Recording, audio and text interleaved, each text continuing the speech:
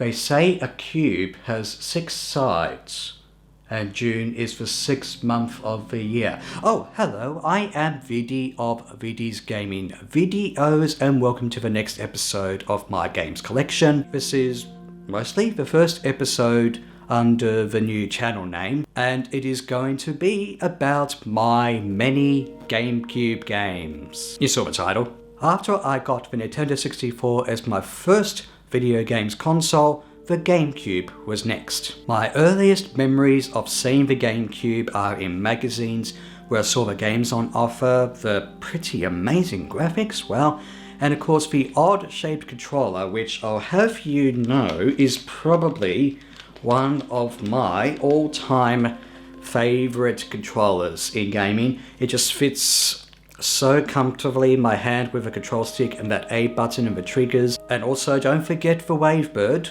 which I'll have to look a bit hard to find to show for you guys. The GameCube was launched very close to the PlayStation 2 and the original Xbox, and I chose the GameCube over those two, even though it did not sell that well. It was probably underappreciated.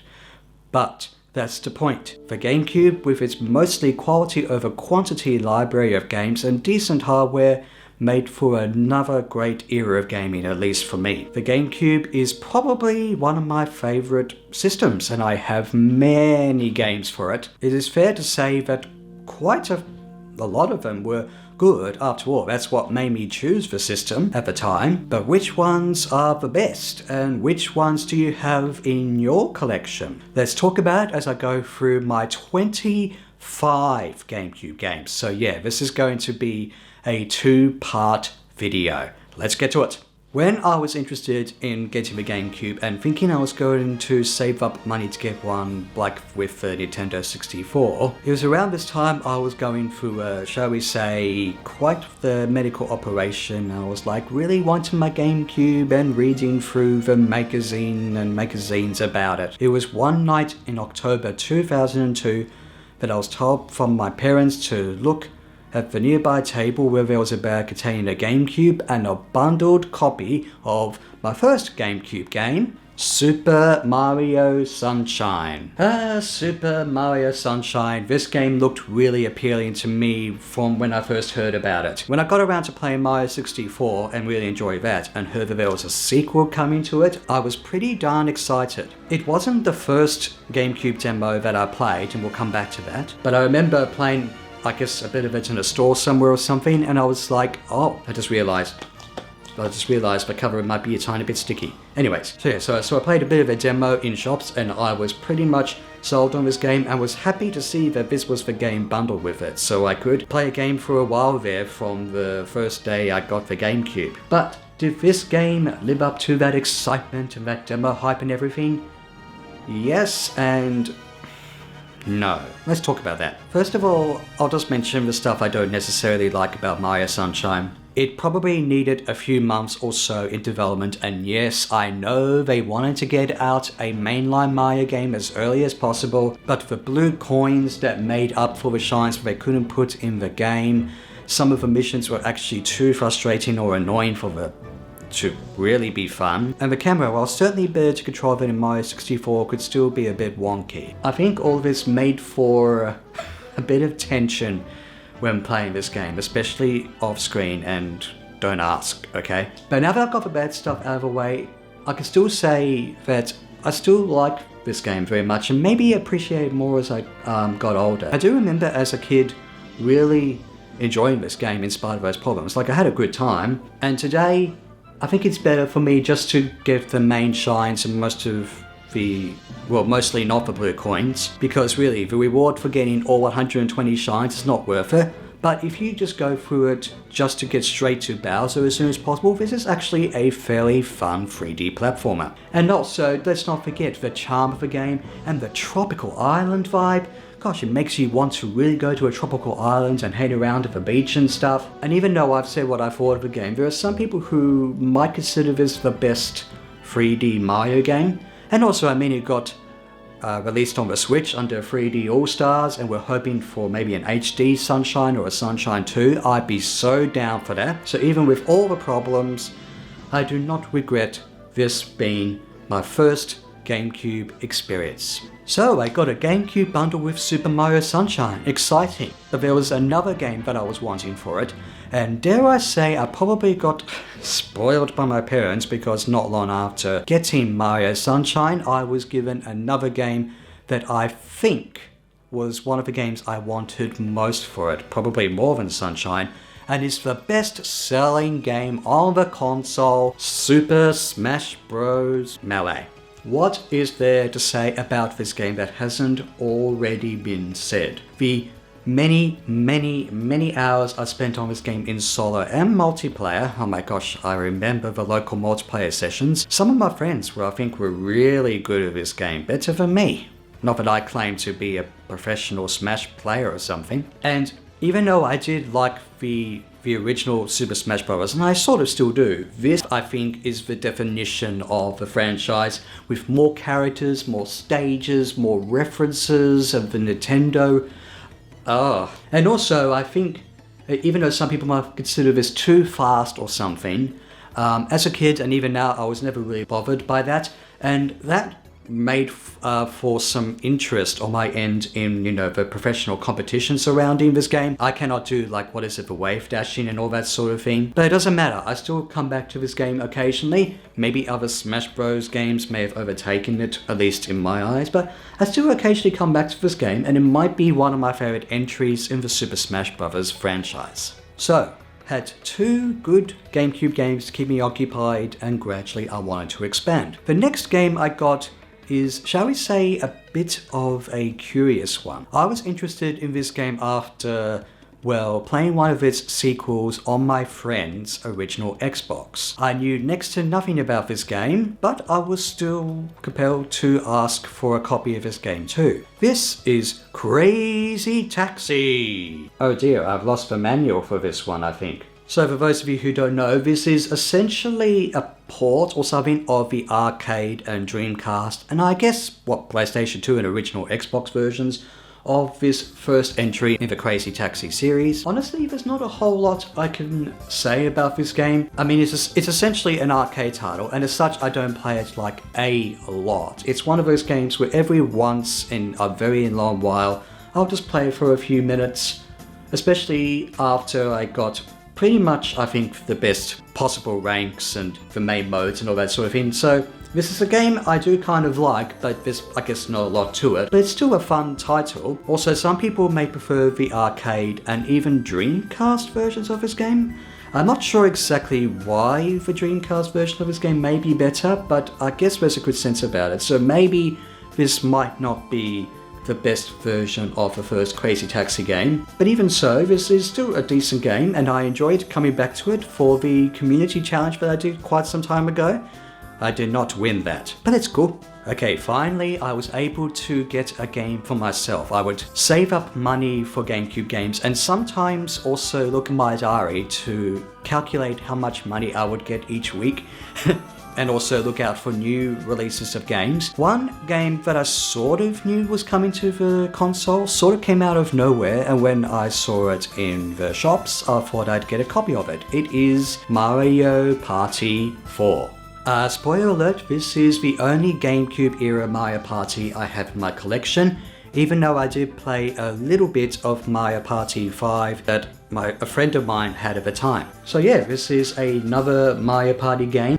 I sort of got it as an impulse purchase, not knowing much about it, I guess. And this is another fun Mario Party title. I'm not sure if it's my favorite, but I still come back to it. I do like some of the gameplay mechanics, the mini games.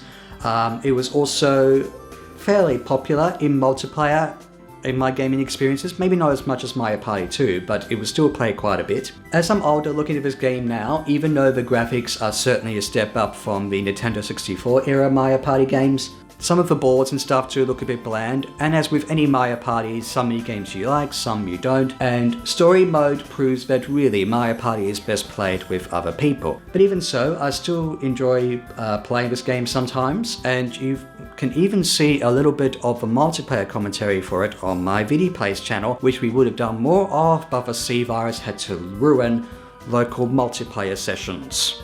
That was one of the best things about the GameCube as well, and Mario Party 4 is mostly no exception. Is it fair to say that GameCube games were fairly experimental, like Nintendo or whoever else tried out some new ideas and they either work or didn't, or when they worked they really did work, or you wonder, how on earth do they come up with that game? That was something that I noticed when I also saw promotional pictures and maybe a video or two of the first Pikmin. So, just like Mario Party 4, I also saved up money to get a GameCube game, and I'm pretty sure I chose this over Harry Potter and the Chamber of Secrets, which is not in my collection. Even if Harry Potter was cheaper, I chose the more expensive one here, and I think over the long run it was the better purchase. It took me a while to, I think, appreciate Pikmin. Even though I read about what it involved and whatnot, it was kind of not what I was expecting. Some kind of exploration, puzzling, strategy, sort of hybrid, and inspired by Shigeru Miyamoto's hobby of gardening.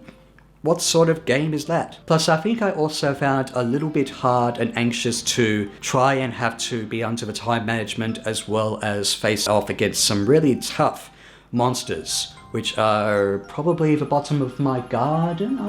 Sorry. That being said, I appreciate this game more so over time. Tried to do better in terms of getting the ship parts in a shorter amount of time and making sure my Pikmin were alright. Yeah, this is a fairly short game, and the challenge mode that you unlock in it can only extend its life so much, but somehow I can just pop back to this game and just play for a little while and mostly almost get to the end of it in one session, or at least just feel addicted playing it over and over again and trying the days differently and collecting the ship parts. Some might say that the later Pikmin games are mostly better than this one, and I think I'm inclined to agree with that, but this is still a really addictive game. It can be a little bit frustrating at times in terms of the Pikmin AI and a few enemies and bosses, but I still enjoy playing this game, and that reminds me I need to review Pikmin 2 and 3 and stuff on my channel. I've only reviewed this one, which shows that I think it is a good game, a very good game. Next up is the game that probably sold me on the GameCube more than any other. Playing the demo and seeing the screenshots and going, wow, those graphics are amazing. And of course, playing the demo, I thought the gameplay was decent too. It is the launch title, Star Wars Rogue Leader, or was it Star Wars Rogue Leader Rogue Squadron 2. So this is essentially my first pre-owned GameCube game that I got while the GameCube was still around, and I couldn't find a copy of it necessarily, so I got it second-hand while other fresh new GameCube games were coming out. This is a very faithful game when it comes to the Star Wars universe. Like, it involves, the dogfights with scenes from the original trilogy, including the Death Star trench run, the battle on Hoth in Episode 5. How can you not get better than that when you want a Star Wars game? Like, I mean, the graphics are amazing, the controls are tight, you can tell your wingman to do stuff, and you also got, quotes and stuff from the movies. As good as this game is, I do find it fairly hard, and I've not been able to complete it to this day. Some of the later missions are honestly really hard to even get one medal on, I'll be honest. What are you crying about, Viddy? Look, one day I'll get around to it because I get close to beating one of the later missions every time I come back to this game. Whether that means I'll get the better medals and stuff for this game, I honestly don't know. But even so, whenever I feel like a bit of action-packed Star Wars action, I can just pop in this game. This is still an amazing looking game today for a launch title. You almost cannot believe that this is what the GameCube was capable of. And for your Star Wars fans, well, if you haven't got this game, why haven't you? Also, before I forget, I've not played its predecessor, Rogue Squadron on the Nintendo 64 and stuff. Maybe I should actually remedy that at some point. And also, I've not played its sequel, which also I think includes this whole game in co-op and stuff. But yeah, this is a good Star Wars game on the GameCube. Next up, we have what is probably my favourite GameCube game and my favourite game of all time. When I saw this game in reviews describing it, I just had to get it. And if you've seen one of my gaming memories videos, you will have seen that it was a little bit hard to get a copy of it, but I'm glad I did. It is my favourite Metroid game, Metroid Prime. Oh, I love this game so much. Other games I also love a lot have sometimes come close, I guess, to defining this, but no. For the first time I played it, which was also magical, and even when I come back to revisit this game, no, my opinion has not changed. This is still my favorite game, not just of the GameCube, but of all time. Which is a little bit surprising when you think about it. For all the acclaim that this game has got, some people would prefer that Metroid is in 2D or not in first-person shooter mode and all that sort of thing, but let me explain to you why this game is special to me. When I played the demo of this game in shops, I knew there was something really cool about it, right down to the visors, the controls, the pacing, the graphics, the presentation, the exploring of one room after another.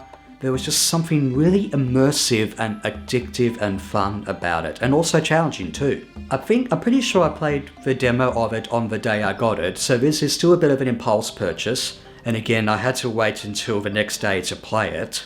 But this game is absolutely amazing. I just loved taking my time and exploring around Talon 4, which is also what I've named my Animal Crossing New Horizons island after. The snowy Fendrana drifts, yes, I'm looking at the cover here, the crumbling chosen ruins, and also the upgrades that are in perfect order regardless of speed running or sequence breaking, the challenging bosses that stick in my mind long after playing this game. Every time I beat a boss of this game, it was absolutely a satisfying feeling. And gradually over time I would play this game to get all the scans, all the items, beat it on hard mode, and even after that I still play this game again to try and do it faster, or just to casually play it all the way through again. Without a lot of speed running, I think I can complete this game in about 4 or 5 hours or something. The first time I played this game it probably took me about 20. It also has the Game Boy Advance option for Metroid Fusion, so you can play NES Metroid and the Fusion suit.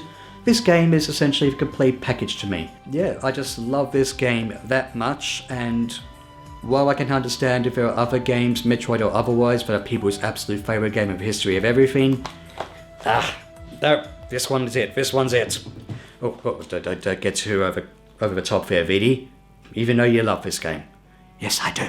I remember asking an Australian gaming magazine, are you excited for this game? And their response, oh my goodness, yes. This was another impressive looking game in terms of graphics, and apparently it was so fast that you couldn't tell that from the screenshots. So it was surprising to sit down on my birthday and play F-Zero GX. So, after playing a bit of F-Zero X and F-Zero Maximum Velocity, I knew I had to get this game, or I think ask for a copy of it. The game, looks amazing, sounds amazing, plays pretty awesomely. It is so fast that I think you can almost get motion sickness from this game. And it's got that good old F-Zero sort of thing. And Nintendo and Sega collaborated on this game. I think it's got that sort of Sega awesomeness and production values with Nintendo's rock hard, smooth, polished gameplay, which is extremely hard. I knew F-Zero was hard, but I guess I didn't expect it to be this hard. I think it was even in a top 10 most difficult games of all time list, and yes, because of that, I have not completed the Grand Prix or story mode of this game, even just to try and get footage for this collection video. Oh my god, I'm stuck at that level in the story mode, what? But I get there, I get closer every time, and this was also good in multiplayer as well. So the difficulty of this game can be off-putting, but it's just a big adrenaline ride, this game, and over time I will be the best F-Zero racer, I am sure of it. This is a good GameCube game, and we want a sequel, Nintendo. Where's the F-Zero GX sequel? Give it to us! Next up we have another racing game that is not as fast as F-Zero GX, thank goodness for that. This was a game that I think I entered in a competition for to either win a copy of or do something kind of special about it with that Australian gaming magazine I mentioned. I didn't win, so I had to get my own copy of Mario Kart Double Dash. So after playing Mario Kart 64 and seeing promos and stuff of this, how could you not get excited at this new entry in the Mario Kart series? I think people will agree with me when I say it takes a little bit of time to get used to this game. You notice that the speed and acceleration even on 100 and 150cc aren't that necessarily fast, and the two characters on each vehicle thing is kind of different. But soon after that, I noticed that I loved the general Mario Kart gameplay, but the two characters made for some cool stuff. The tracks were great, and it looks and sounds pretty decent too. And it was also a constant multiplayer favourite, this one. 2 to 4 people, including myself, playing this, and the battle mode. I mean, the bomb hole mode that adds to the balloon battle. Oh, let's not forget the Shine Thief. This game is a lot of fun. It also features, I guess, the broadband sort of stuff as well, so you can actually get 8 people playing this game, but I never got around to doing that. I will admit though, over time, I'm not as good at this game as I used to be. There was a time where I would just do the Mario Kart tour over and over again just for the fun of it, and I would pretty much come first almost every time. That's not the case today. I think I don't do as well in the Rainbow Road in this title, which is definitely harder than the Mario Kart 64 version. I think sort of the way the cars handle and the fact that it's not, fast and all that stuff, and it's got that two characters sort of thing, means that this might not be people's favorite entry in the series, but I think for a while, and I think maybe even today, this is probably still one of my higher ranking entries. And I especially also love the differing character items and strategies, so choosing which two characters you want on your vehicle is crucial. So I still come back to this game, and I still like playing it. It's double the fun for a reason. Alongside Mario Kart Double Dash, this was another title that I sort of got as an impulse purchase. I heard that this game was originally on the Nintendo 64, but in Japan only, and under a different name, with the name Forest instead of Crossing. Yes, we finally got a copy, or at least on the GameCube, of Animal Crossing. This is the first Animal Crossing game. I have fond memories of playing this game for hours and loving the real-time nature of it, and realizing that it takes up quite a lot of memory on the memory card. So there's a reason that they included a memory card with this game. Even though the graphics are very much, like the Nintendo 64, except just a bit smoother, I guess, I still do like the charm of this game. And I think I've also not really played this game much at all for years now, mostly because other Animal Crossing games, namely New Leaf and New Horizons, have overtaken it. But I still again have fond memories of playing this game. I do like some of the stuff this game did differently in contrast to the later ones, even if it was just having the animals, especially Tom Nook being more sassy and having a bit more variety, and also the NES games as well. And also sometimes my friends would come and visit, my town and all that sort of thing as well. Though, I guess multiplayer wasn't really a feature. We really would have to find time to play it. But even so, I enjoyed, paying off the debt, increasing the size of my house and buying stuff and going fishing and collecting the fossils. Wait, you had to send a letter through the post office to assess a fossil and wait until the next day or so to put the fossil in a museum? Nah, New Horizons fixed that. But anyways, I still occasionally think about playing this game again. I actually didn't really go around to playing with the Game Boy Advance functionality. I don't know why. But even so, this is a cutesy animals game that is actually fun to play, and I believe was a pretty good start to what is one of Nintendo's most popular series. This next game I got believing that I would get the bonuses associated with it, but those were pre-order bonuses. I was only young, okay? But this is a title that a lot of people were skeptical of, but I wasn't. I was interested right from the get-go. It is The Legend of Zelda: The Wind Waker. Alongside Metro Prime, I think this is also probably another one of my favorite GameCube games. So when I first saw the screenshots of this game, right after the cartoon reveal, I was not like, what have you done to Zelda? It's supposed to look more realistic and stuff.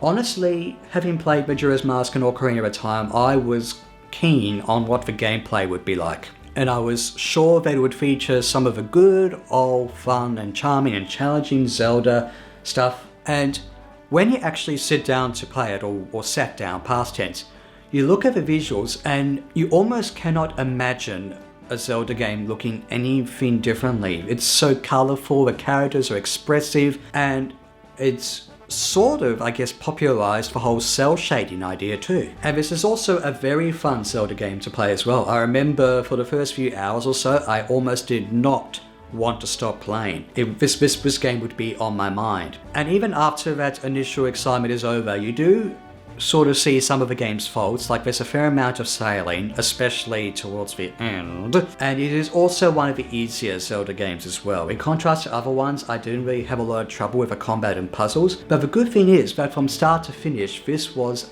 a genuinely compelling and fun Zelda game. And by the time it was over, it was fairly emotional as well. And I still go back to play this game, maybe more so the Wii U version, but this is a great, great game. I love it.